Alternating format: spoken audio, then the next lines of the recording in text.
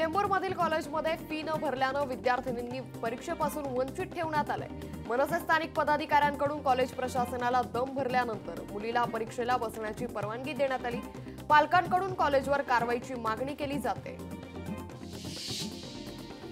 नांदेडच्या दक्षिण मतदारसंघात फारुख अहमद आणि लोहा कंधार मतदारसंघातून शिवा नरंगले यांची उमेदवारी जाहीर झाली आहे। वंचितकडून 11 उमेदवारांची यादी जाहीर करण्यात आली आहे। यामुळे कार्यकर्त्यांकडून जल्लोष साजरा करण्यात आलाय।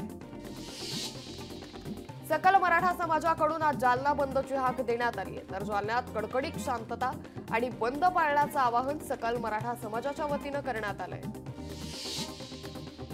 परभणीचे खासदार संजय जाधव यांनी अंतरवाली सराटीमध्ये मनोज जरांगेंची भेट घेतली। यावेळी त्यांनी जरांगेंच्या तब्येतीची विचारपूस केली असून जरांगेंना तब्येतीची काळजी घेण्यास सांगितलंय। वडीगोद्रीत मराठा ओबीसी समोरासमोर आल्यानं तणावाचं वातावरण निर्माण झालं होतं। यामुळे वडीगोद्रीत पोलिसांचा बंदोबस्त वाढवलाय। तसंच उपोषण स्थळाकडे जाण्याचा मार्गही बदलला गेलाय। मराठा समाजाकडून मनोज जरांगेंच्या समर्थनार्थ आज परभणी बंदची हाक देण्यात आली आहे। सरकार दखल घेत नसल्याचा आरोप मराठा समाजानं केलाय।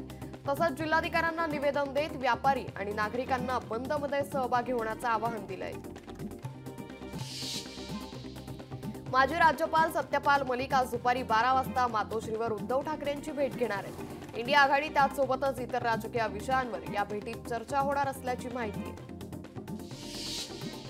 अजित पवारांची जनसन्मान यात्रा आज मोहोळमध्ये पोहोचणार आहे। दुपारी सावतामाळी महाराजांचं दर्शन घेऊन दुचाकी रॅली काढणार असून नंतर लाडक्या बहिणींशी संवाद साधणार आहेत। सातारा शिक्षक बँकेच्या शतक महोत्सव कार्यक्रमाला शरद पवार प्रमुख उपस्थिती लावणार आहेत। 21 ऑक्टोबर 1924 रोजी स्थापन झालेली प्राथमिक शिक्षक बँकेला आज 100 वर्ष पूर्ण झाली आहेत।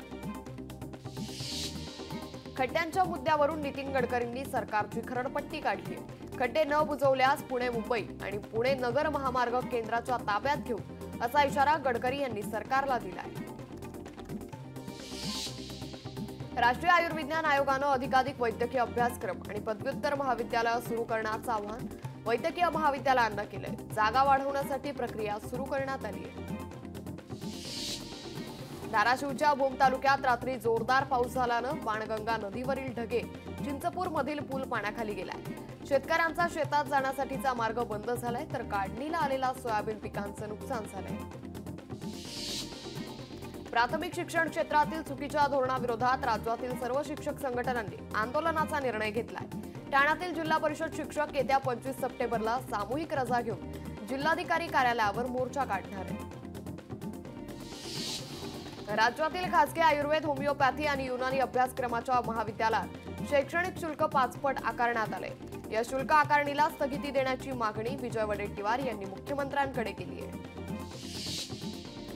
दक्षिण मुंबईतील कामाठीपुरा परिसराचा विकास म्हाडाकडून काढून घेण्याच्या हालचाली सुरू झाल्या। गेल्या 2 ते 3 वर्षांपासून पुनर्विकास म्हाडाकडून राबवला जात असून याबाबत शासन निर्णयही जाहीर झाला होता। मुंबईतील इमारती आणि जुन्या इमारतींचा विकास रखडल्यानं क्रेडाय MHCHI या विकासकांच्या संघटनेनं पुढाकार घेतलाय। या संदर्भात PKC येथील पुनर्विकासासाठी पहिलं प्रदर्शन आयोजित करण्यात आलंय। लालबागच्या राजाला भाविकांनी अर्पण केलेल्या दागिन्यांचा लिलाव करण्यात आलाय। गणेश मंडळानं आयोजित केलेल्या या लिलावात 2,65,00,000 विक्री झाली आहे। नागपूरसह विदर्भातील काही जिल्ह्यांना पुन्हा येलो अलर्ट जारी करण्यात आलाय। 24 तारखेला नागपुरात मुसळधार पावसाची शक्यता वर्तवण्यात आली आहे। लोकशाही मराठी ऐका, पहा, जागरूक रहा।